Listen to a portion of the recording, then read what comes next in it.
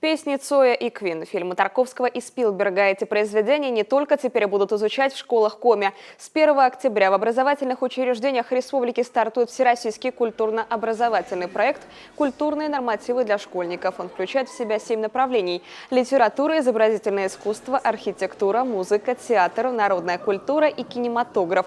Предполагается, что дети будут погружаться в культурную среду не только на внеклассных мероприятиях, но и дистанционно с помощью ресурсов российской электронной школы, а также через общение с приглашенными видными деятелями культуры.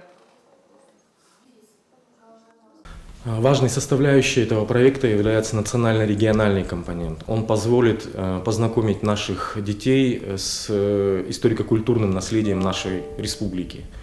В программу войдут такие произведения, как балет «Ягморт» Якова Перепелицы, спектакль «Югут Коджув» Виктора Савина и ряд других произведений.